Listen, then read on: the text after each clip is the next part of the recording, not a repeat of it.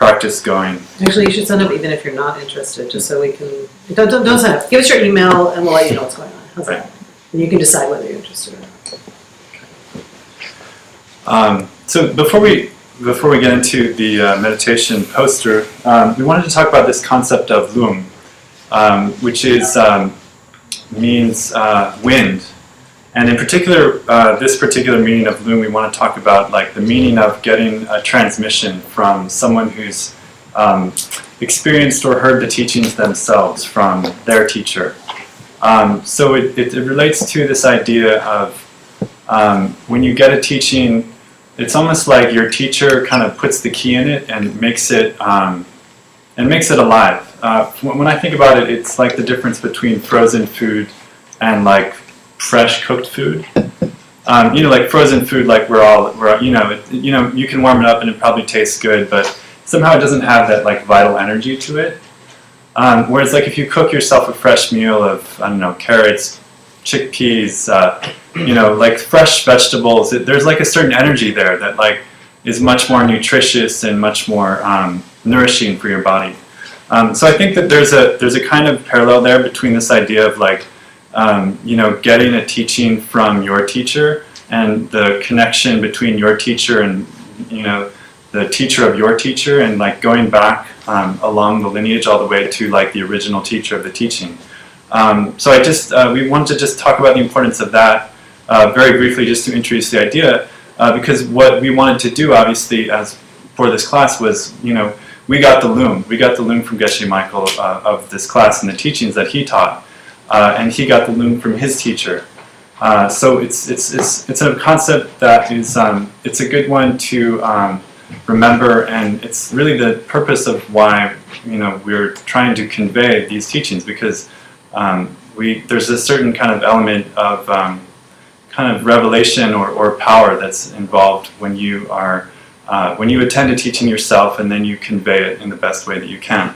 And it's the same. Another, I guess, parallel is that when you go to a yoga class, it's like the hands of the teacher on you, like helping you to move in asana or to adjust you in asana is much more powerful than just trying to learn yoga asana from like a textbook or something, right? It's the difference between the living teacher and trying to understand yoga asana from a textbook. So that's the same thing. It's like the hands of our teacher, in a sense, or the energy of insight of our teachers and our teacher's teacher, and etc., were conveyed to us through the teaching that we attended. And so what we're trying to do is to convey that. And I think that that's an important idea that we wanted to introduce and talk about. Good. So I just want to add to that. If you think about it that way, then we're just the vehicles, right? We're just the vehicles to deliver teachings that have been passed down for 2,500 years, right? From Lord Buddha himself. And so it's this responsibility to pass these to you sweetly. And Ken Rinpoche used to say nicely. And he'd say, do it nicely. And what he really meant was do it perfectly. But it was a sort of gentle, kind way of saying it. So we're trying to do it nicely, and it's very important. And so when you share this with other people, I mean, it's to change your mind, but it's to change your mind so you can share it with other people as well. Because if it's something that helps you, you want to help other people with it, right? Everybody who taught here taught because they had this strong sense of responsibility to share it. And so you share it sweetly, share it properly, share it. You share it, and you study, and you make sure you have it right? Because what you don't want to do is pass something away that's wrong. So now you become vehicles, you see? It's very sweet that way. Sure. So we're going to start. So I'll pass this around, and so take one copy of the poster, and then you can also sign the email. Yeah, in trade for the poster, you have to sign the email list. Who's going first? You're going first. You are. Oh, I am? Okay. So we're going to actually walk you through the poster. And they began last week. And Jeremy and I made it our goal to get all the way through the poster. We're not going to reach our goal. I can tell you that. But we're going to do okay. So first we wanted to talk about the imagery, and again, they started this last week. I'm going to go, so it's a little bit of review, and hopefully we'll get a little further than that as well. Review is great, by the way. You can never hear these things too much because most of them are quite unfamiliar to our minds, right? And I was telling Jeremy that I had this poster for years, and I didn't have, nobody explained it to me in detail, so it just looked like images and symbols, right? I didn't see it as a tool. I didn't have a relationship to it. But now, once it was explained to me, and then I started using it, it's like I love it, right? I have this affectionate relationship with it. And I was telling Jeremy that my cat really likes it too. My cat's a little odd, but she likes to paw, and she doesn't use her nails. She just sort of paws very gently at the images. So she's taking it in, right? Okay, so the text, all of this down here, our kind teacher translated, and it's all the text here and here. And so it is an explanation of the chart, right? So what Jeremy's sending around is just this part, but the poster, which there's still 5 left. So, is that a lot? Including that one. All right, fine. I was counting tubes. Or an empty tube. So please, if you don't have one, please take one. Right? And like I said, even if you can't afford to pay for it, or you can't afford to pay what we were asking, which was $20, and the extra part we'd pay these guys back for buying them, and then we'd give you the rest of the 3 jewels. If you can't do that, pay what you can, or pay nothing. We want you to have the poster. Everybody nod your heads and promise me that if you don't have a poster now, you'll take one. Come on, you guys are bad nodders. Come on. All right, if you're not awake now.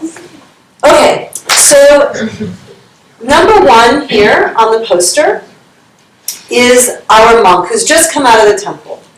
And number 1, that monk represents putting our mind on the object, right? And if you remember, that's the beginning of this process. That makes sense, right? And now you have had enough experience trying this thing called meditation in the way that we've been teaching it to you to sort of understand what putting your mind on the object means, right? So when you're trying to find those hands, you're trying to find those eyes, you're trying to find the blue sky, right? Like, or your breath, right? Your breath is it's always so obvious, because you're either on it or you're not. Although, have you guys had this experience where you're like, am I on the object? Am I on my object? Am I on my breath? It's a really weird thing. If I'm thinking about breath, is that the same as thinking on it? And he is holding, so this is placing your mind on the object. And that is actually level 1, right? That's the first stage, right? You're placing your mind on the object. And then he's holding 2 things here. He's holding a chain with a hook on the end, and he's holding a shorter hook. And these are both elephant training tools, wild elephant training tools, really and truly. But in our chart here, they represent recognizing that your mind is off the object and pulling your mind back on the object. Does anybody remember the name of the thing that we call that watch guard? The watch? Avatar. Say that again? Avatar. That might be what you call it. Station. Right? That is your watchdog mind. That is the little part of your mind that you set aside to pay attention to whether you're on the object or not and ring the bell. When I first heard that, I was like, it helped me for a long time. I was like, you're on the object! I had a big bell in my head. And then the other is Jempa. And the Jempa, actually the right hand, so this is Sheshan. The hook is Sheshan, and which is watchfulness, right? And then the chain with the hook is Jempa. And Jempa is the thing that pulls it back. Right? You're going to pull it back. So have you noticed that there's the noticing of being off the object, and then there's the way you get back to the object? And one of the beautiful instructions that Geshe Michael gave us was that it's really hard to sort of pull it straight back. And because you're not, if you've ever trained anything, with yourself or something else, hitting things over the head don't really work. Right? Just like that direct approach doesn't really work. Sometimes you have to take an elliptical approach to bring it back. And one of the tricks that I use, and Geshe Michael said this was okay, is I like realized, okay, this is one that I fall into. So my mom lives in California, and in California, which is where I grew up, there's beautiful valleys, right? In this area, and I think of Yosemite. So what happens is I think of the valley, and then it's really easy for me to think about California, my mom's house. It's like a really easy. So what I do is I'll find myself thinking about like my mom. Right? And I'll go, oh, I'm off the object. Like finally my Shin will kick in, right? And I'll go backwards to the steps that took me away. And it's sort of, my mind is interested enough in doing that, it doesn't fight me. Because it was interested in each of those objects as I went away from it. You can also use whatever, figure out what tricks, you're retraining your mind, right? So just like my cat, I don't know how you train a cat. You do not train a cat. But it's like ways to get my cat off my pile of clean laundry, right? Without having to like forcefully do it. And so that's what you're doing. You're finding ways to bring it back. So this is the monk and his tools. And the tools are watchfulness and bringing the mind back to the object. So there are 6 bends. I love the bends. Everything means something. There's 6 bends in the road. The 6 bends are the 6 powers. And we talked a little bit about the 6 powers last week, and I think maybe the week before. But we're going to talk about them. We'll talk about each bend or each power when we get to it. The power is the thing that you are using at a particular level to strengthen your meditation. So the first power is that, I'm looking at this, and yet I'm not always clear what I'm looking at. The first power is those instructions that your teacher gives you, right? And if you think of it, it's all very logical, right? It's very rational, it makes sense. The thing that allows you to even sit on the cushion, have an object, and remember to use these tools is the instructions of your teacher, right? And those are the basic components. And here you are at the first bend. So then we have, what is 4? 4 is the bends in the road. 5 is the elephant. And the elephant actually represents your mind. Your mind right now is a wild elephant. And most of us, most of us didn't grow up around a wild elephant. I have really no experience with wild elephants. None. 0. No. But I hear they're really scary. They're really fierce, right? And they're big, right? And they can hurt you, right? They're wild, and they're very difficult to control, right? So this is your mind right now. I don't know if that sounds like your mind to you. I don't know if that sounds familiar. But it's something you can't stop, and the monk is way back here. He's like, hey, wait, And the darkness of the elephant, the color of the elephant, represents your dullness, right? Your ability to really just fall straight to sleep, right? There's only one other time, so if you're closing your eyes all the way, there's only one other time you close your eyes. It's not when you're on the subway thinking. Like the main time you close your eyes is when you go to sleep, right? So for a lot of us, it triggers that response. So this is where we're finding this dullness, and then the monkey is actually separate from your mind, but it's agitation. So the monkey is like, hey, come over here, look at this, let's go, right? And I'm sure you're familiar with the monkey in your mind, right? And sometimes you'll hear people talk about monkey mind, right? We have sort of wild elephant mind with a monkey, leading the way. And the monkey's leading the way, the elephant's running away, and the monk's like, wait. And this is where you are. So think symbolically about like level 1. Right? This is what you're struggling with at level 1. And you're not on the object a lot. So you come to the first, number 7 are the flames. And you can see the flames on there. And again, everything means something. Actually, I don't know if these things mean anything, but everything within this middle part means something. The flames are the amount of effort that you are using to bring your mind back to the object. So subsequently, the flames would get smaller, right? So less, none, right? So down here, they're big, right? You're using a lot of energy to get back to that object. You want to take over? Sure.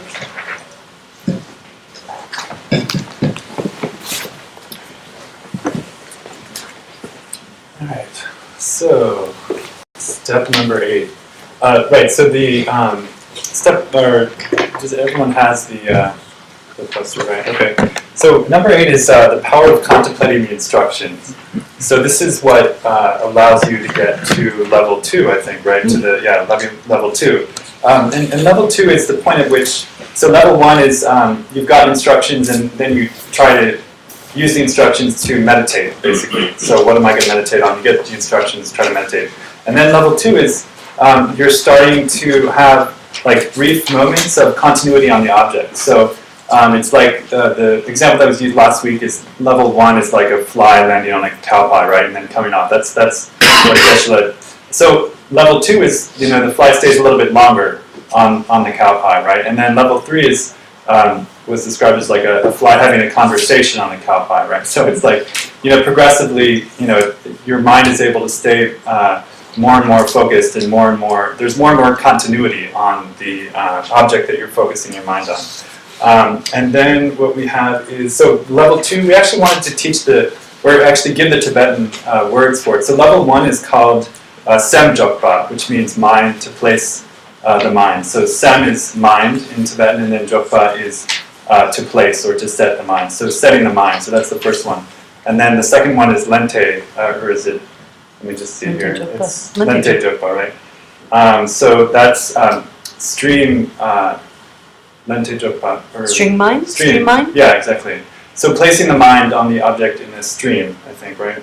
Yeah, so you're like, it's like in a stream, sort of meaning in order, right? Like over and over again. It's not continuously yet, because you're only on the second level.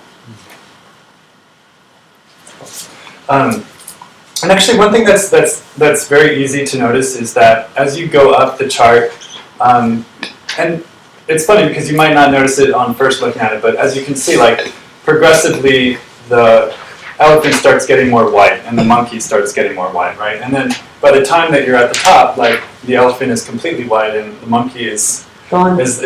He's like vacationing in the Bahamas or something like that.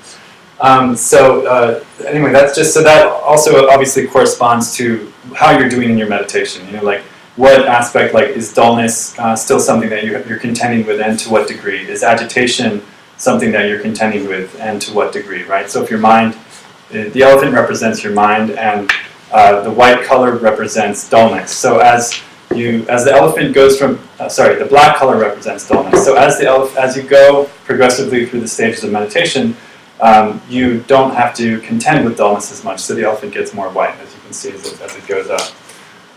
And so level 2 is at number 9 here, where the monk is sort of, he's like still, running after the monkey, and the elephant is like, wait up. It's like going after a taxi in New York or something. And the flames are getting a little bit lower. And then after that, you, at point number 10, Geshe described it as the elephant has a yarmulke on. Little white yarmulke. Little white yarmulke on. So what that means is your ability to stay on the object is increasing. Like you have a gradual increase in the clarity and fixation of the mind. And it's important to understand what that term clarity means. Clarity doesn't mean like the ability like to have the object in focus. It means the what Geshe Michael described as the bright-eyed, bushy-tailedness of the mind. So it's like your mind is like very aware and alive, So it's the bright-eyed, bushy-tailed quality of the mind. It's like your mind is like very perky and like really ready to hone in on what it is that you're going to meditate on. So that's what clarity means in this context. And for a very good meditation, you want clarity, you want fixation, which is obviously stay on the object, and then the third thing is intensity. So the intensity, which we'll talk more about, I think, as we move up higher on the chart. So clarity refers to your mind is your mind engaged, happy, and fresh? So that's at point number 10 on the chart. And then at 11, which is here, again, like everything is metaphorical. So you start to see these like sort of seemingly random objects, like this here looks like, I don't know, something, a scarf blowing in the wind, and then over here are like peaches next to number 11 on the left side. And then as you move up, there are other objects that are related. So these all relate to objects of the senses that your mind is drawn towards when you're in meditation. So the conch, which is at close to number 16, if you can see this little thing here, it kind of looks like a genie's bottle or something like that. That's a conch shell, and that refers to aroma. So I guess it was something like incense was put in conch shells or something like that. You could, sort of an offering. Yeah, you could. Yeah, so it was it's the sense of smell. Right. Good smells. And then this here is actually a bolt of Varanasi silk. So that refers to sensory, touch. To the left of that is peaches, I think, right? And those are referring to, obviously, taste. So as you get up here, 15 is, let's see. Those are they're symbols. They're like, okay, it's sound. Okay, so that's sound. And then this is a mirror, so that's seeing. Seeing yourself in particular. Seeing yourself. No, I mean, it doesn't say apples, but it's not an accident, but Okay. you're looking at yourself. Exactly. So anyway, objects of the senses. Let's see here. Then we're moving up. So actually, Geshe Michael asked some interesting questions. It's good to just convey these here as well. So at this stage of the chart, good questions to ask yourself, and just generally questions to ask yourself about your meditation practice and all related aspects of your world, do you have the capacity to sit still and not do anything else and still be engaged? That's one question to ask as it relates to your meditation practice. Like, that's a sign, if you're able to sit and be still and just enjoy where you are, then that's a good sign for your meditation practice. Because if you're feeling like you need some kind of stimulation, like going to your cell phone or your texting or just like television, whatever it might be, like the activities in which you engage yourself and that you're drawn to, are a helpful kind of litmus test of where you are or where you can be in your meditation practice. So that was one question. And then the other question that he posed was, what's the state of your room? Because your outer world is a reflection, of your inner world. And when you start to clean up your outer world, which is something that I'm trying to do in my apartment, things like that, I think your ability to meditate really increases, probably, I don't know what the exact proportion is, but the more objects you remove, the more that your, space is clutter-free and peaceful and organized and everything's in the proper place. That's just a reflection of your mind and your ability to kind of bring things into their exact placement. So that's a really helpful thing to remember. We're actually going to wait for questions till the end. We want to just we're going to try and zoom up through, get you guys up to super quick enlightenment, and then we'll super quick enlightenment. We're going to wait till 8:30, and then the whole idea is that it's been very conversational, and we love that. But because some people leave at 8:30, we want to have questions from 8:30 to 9. So we're going to hold them all, if that's okay. Yeah. And then over at this corner over here, this bend in the road is number 12, and that's the power bringing the mind to the object. So this allows you to get to level 3 and level 4 of meditation. And level 4 is keeping the mind on the object with patches where you lose the object. Right, that's level 3. Did I say 4? I'm sorry. So level 3, and that's called Lente Jokpa. So level 3 is what?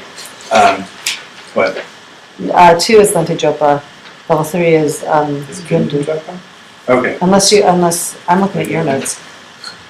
Okay. Sorry. Okay. So there you're again you're able to the difference between level 2 and level 3 is that in level 3 you're able to keep the mind on the object for longer periods of time, but you're still not in a continuous, you're not able to hold the object without the mind going off to some other thing, completely basically. Or you're still subject to gross dullness, which is falling asleep, and you're still subject to subtle and gross dullness and subtle and gross agitation at this point, right? But you're more on the object than you're off.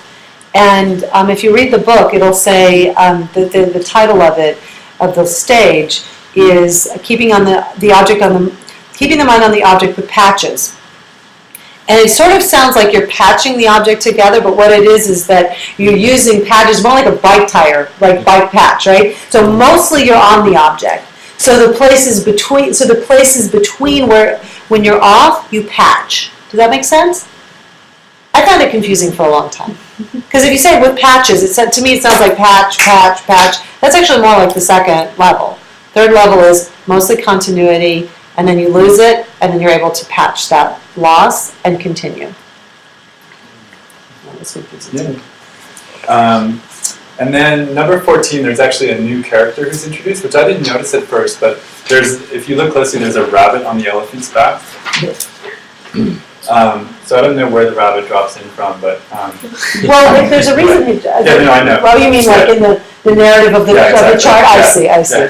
But you don't know what the backstory of the rabbit is. There's like some entrance or something. So basically, the rabbit on the elephant's back refers to subtle dullness.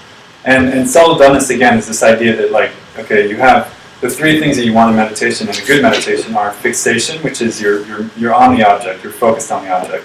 The second thing you want is clarity, which is your mind is like fresh and perky, right? It's the bright-eyed, bushy-tailedness of the mind. And then the third thing is intensity, which in Tibetan is called nar, which Jamie and Miriam were talking about last week.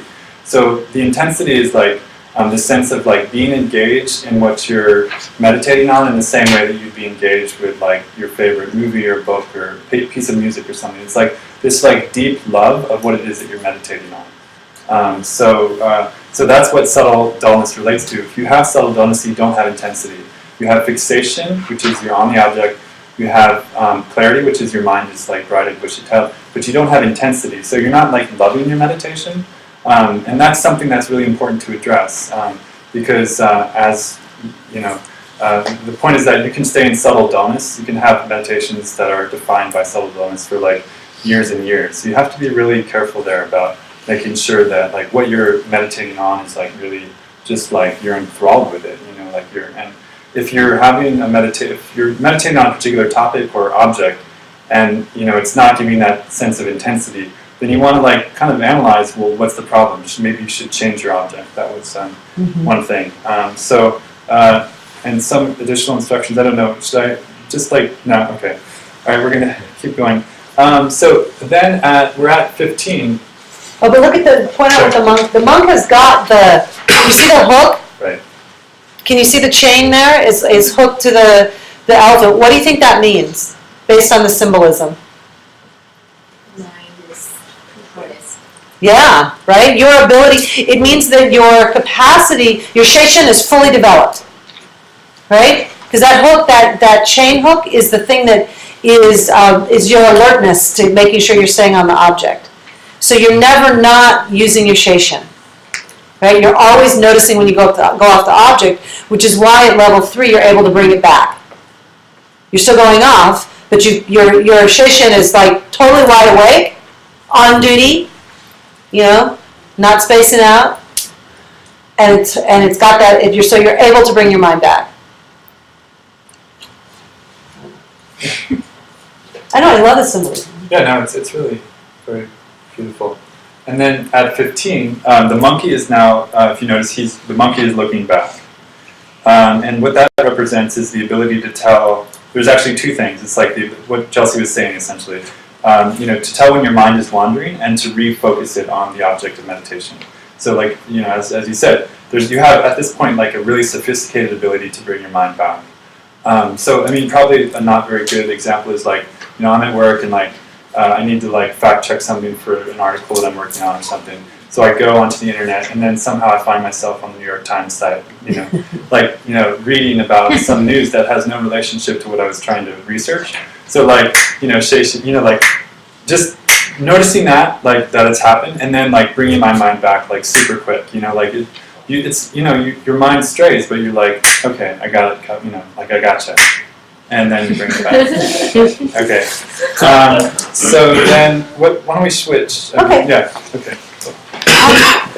One of the things that's actually kind of interesting that the rabbit drops in here, because do you remember what I was saying last week, or we said last week about subtle dullness?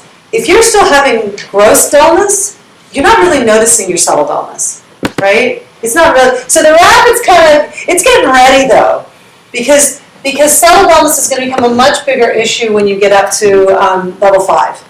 So here at level 3, the rabbit drops in, but you're still trying not to fall asleep. So you're having subtle dullness and gross dullness, right? But I wanted to point that out. And why was the rabbit not down here at all? What do you think? Because it's still gross dullness. Right, you're like, right. So, yeah, so you're not even aware that subtle dullness is a factor at all. But you're already developing your mind around here. Okay, so then you're up to, by 16, you're up to level 4. And level 4 is like, hooray! You know why? Why is level 4 so cool? Come on. Can't lose the object. You have developed your Sheishin and your Jemma so well that you're not losing the object anymore. Before your mind goes off the object, you're already back on it, right? So the garbage cans that we were talking about, like you figured out how to keep it. At least you're still on the road, right? So now you're not falling off. You're not going off the road. You're in the middle and you're staying on the object. And it's an amazing, beautiful thing because what happens is for the first time in your life, maybe not the first time in your life, but to have even a short amount of time where your mind is only focused on one thing is deeply satisfying. Right? Remember what I was saying the very first night of class. It is deeply you're deeply sated in a way that you usually don't get to be. So level 4 is like, oh.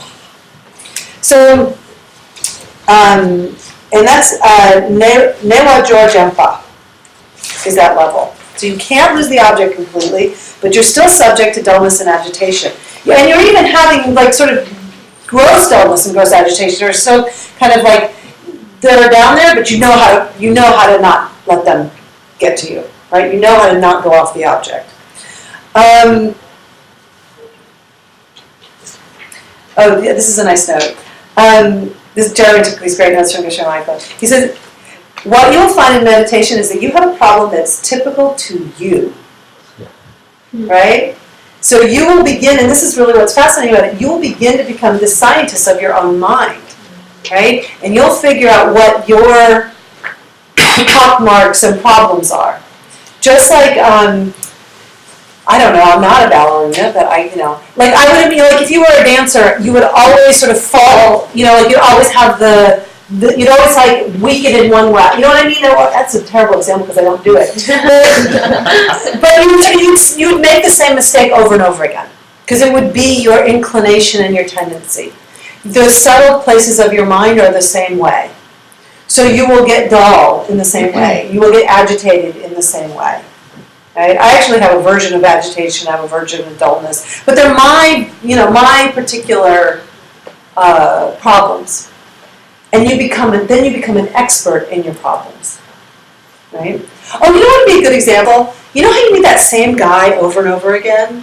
It's like the relationship always goes the same way, or girl, whatever. It's like that, right? You're drawn to the same mistakes again and again. I hope the next one's not the mistake. Okay, so we're up to 17, and this is the flame is getting smaller. And here we're using the power of watchfulness. We're paying really close attention, exactly what I was just describing. You are a scientist of your own mind. You're watching your own mind, and you have enough sort of distance, you have enough quietness at this point that you can kind of pay attention to what's happening. And that power of watchfulness allows you to reach the 5th and 6th levels. And that's the 3rd power? 3rd power, yes, thank you. I was guessing 3 or 4. We don't have it written down. So at 18, it says agitation is the first of the 2 that loses its power to appear in your mind. So the monkey really starts to fade out. He fades more quickly than the dullness. And that's kind of interesting because right now, doesn't it feel like, or early on in your practice, it feels like the agitation is your biggest thing that you're dealing with. I don't know, maybe you're very sleepy. But really that's sort of your mind going off and thinking about other things. But it actually loses its power pretty quickly. Because we have really good tools for bringing it back. But dullness is really subtle, and this is the whole thing. Once you reach the 5th level, and let's see, so at 19, Special. what does this mean? The special kind of distraction. Also look on the poster at 19. Oh, no, this is actually what it says. So 19 is here. This is this long text. When you're trying to develop quietude, even allowing your mind to be distracted to a virtuous object becomes an obstacle, and you must seek to stop it. When you're doing other practices, though, you do not have to stop it. So we see the monkey reaching for the fruit of a second activity, right? So the fruit is still a virtuous object, right? And that monkey, I think this question actually came up a couple of weeks ago. If I'm thinking about this other thing that's equally as good, you're still off the object.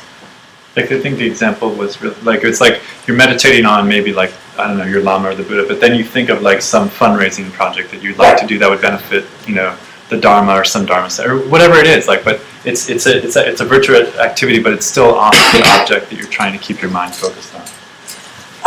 And then we're up to 20. And it says, watchfulness will not let the mind get distracted, and uplifting your heart leads you to a state of one-pointed concentration. Remember we talked about uplifting in terms of dullness, helping you, bringing your mind up, right? And in here, you're struggling with this subtle dullness, right? Okay, and then when we reach 21, now look at your piece of paper. He's got the elephant hooked by the ear, right? He's definitely got the chain. The monkey's like almost totally out of juice. He's holding the elephant's tail. The rabbit's half white, and the monk is in front. This is the first time the monk got in front. And so think about it. So at this point, you've reached level 5. And level 5 is controlling the mind. Give me the Tibetan because I don't have that. It's Dulwar Jepa. Dulwar Jepa. So you're able to actually control your mind at this point. And again, the big issue here, even though it starts back here, we have a bigger discussion, is that subtle dullness. Because you're not losing the object, you have intensity, you have fixation, you have all of that. And like Jeremy said, and I can tell you personal stories if you like, it feels like you're meditating. And it feels like you're having a good meditation. But you have subtle dullness. And you're on the object. And it feels good. Because when you reach that level, serotonin is being majorly pumped. You get lots of big serotonin hits. But what happens is if you don't have that nar, that intensity, and we were talking about it, and the difference is between a good meditation and an amazing meditation. That's nar. And if you don't have an amazing meditation, you have subtle dullness if you're on the object. And you can meditate for years, as Jeremy said, on subtle dullness, in a state of subtle dullness. And that would all be fine and good, except it has this really negative impact. It makes you dumb. It makes you spacey. Like all those yummy feelings of just sort of chilling out, and like they were saying the other night, it's like, Geshe said, it's like smoking pot for 20 years. Not that I would know. But, I don't know, or watching TV, like, well, I wouldn't watch, I wouldn't smoke pot, but I would watch, 30 Rock till my eyeballs fell out or something. Or, so it's like that. Or too much Facebook. But, so it's a dangerous issue. And the other night I said, don't worry about it, you have to get to level 5 first. You can get to level 5 pretty quickly. Because this stuff is pretty technical. Once you learn to use these tools, if you're sitting every day, if you've got most of those, prerequisites in place, and you're sitting every day and you're dedicated to it, you can get through this pretty quickly. But getting past 5 and 6 is really hard. And you're going to be so happy when you get to 4. And you're going to be like, I'm going to just chill. I'm just going to be chill on my mind, not going off the object. Before you're still working really hard. You're working hard at 4. But you get to 5 and you're like, just know that it's a trick. You don't want to get stuck there. Because not only will you not get up here, you'll have a negative effect of getting dumber. And one of the ways that Geshe-la described, when you get up from your meditation, and this was actually I saw the notes that you had, there's a couple of ways, like one of the ways to judge the quality of your meditation, other than, just like how much did you how hard was it while you were doing it, is how you feel when you get up. So do you get up and you're already, am I already off to thinking about, do I not even finish my prostrations, which I do? I'm not on 1.5 and I'm already thinking about my emails. I'm not leaving that meditation with a peaceful mind, right? I would be able to do 3 prostrations without thinking about my email. Again, if that's what you do. It's just a good measure for me.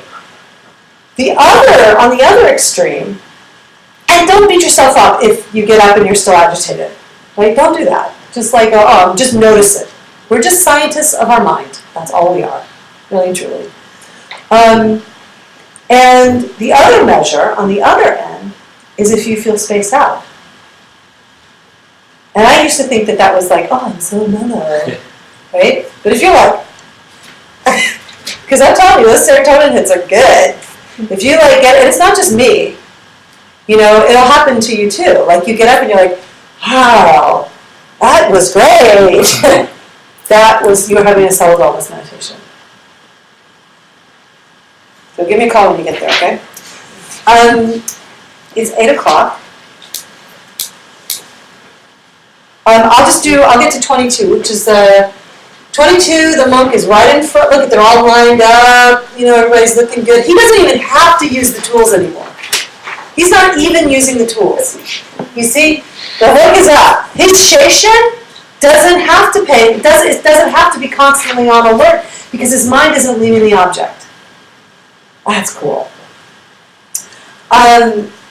So this level 6 is called quieting the mind, and the Tibetan is I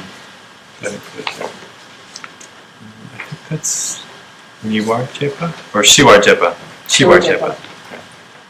And so you can see the monkey's totally lost his steam, the fire is really small, you're still having to make effort, but you're getting way better. So this is, this looks good, right? Level 6 is great. And the biggest problem at level 6 is actually subtle agitation, which Danielle, I believe, described as water running under a frozen stream. So so you've gotten rid of your subtle wellness, right? Because that's really the thing you're struggling with at level 5. At level 6, it's that subtle agitation. And it's not, again, that there was no subtle agitation at level 5, right? But the subtle dullness was more prominent. You see? So it was overshadowing. So there's subtle dullness, gross dullness, subtle agitation, gross agitation. You eliminate them one by one in a way, right? But you don't not have subtle dullness before you're dealing with it. You have it, but the other things are so much stronger that it's not an issue, right? Same way. So by the time you're dealing with subtle agitation, the subtle dullness has been you figured out how to deal with that, with your nar, right? You've overcome it with your nar. But because you've brightened your mind up with all this intense feelings, you get a little subtle agitation. And now you see the drive, now you're a little subtle agitation. It's I have subtle dullness, I'll go this way, subtle agitation. You see, it's those movements get smaller and smaller. So now you're dealing with subtle agitation. And the best way, I've heard it described in the way I've experienced it, it's a thought that's about to emerge. And you can experience this at whatever level you're at. There are thoughts that emerge completely and overcome you. There are thoughts that pop up and then you're able to push them down. And then there's ones that are ugh. It's almost a thought. It's very interesting. And again, the more you become, knowledgeable of the own workings of your mind, the more you'll notice this kind of spectrum of how thoughts arise in your mind. So that's subtle agitation. And so we're going to leave it at that because I'll leave it for you guys next week. We can leave it for you guys next week because, or maybe you'll get a little more, I don't know. Because then he's all nice, right? He tells the monkey to get lost. Well, he probably wishes him well and sends him off to wherever the rabbit went. He's like, I'll get you enlightened. Right, Now that you're just like chill, right? Okay, so that's where we'll leave that for now. Why don't we take a break? Really and truly come back in 10 minutes, and then we'll do another meditation. We'll decide if we're going to do more chart or a little something else, and then Jamie's going to show you a trick. What we call, there are internal methods. There's working on the inside and working on the outside. And and we're talking about working on the inside of our minds. Jamie's going to show you some tricks for working on the outside to help get your meditation stronger. Thank you. And if people have questions they want to ask during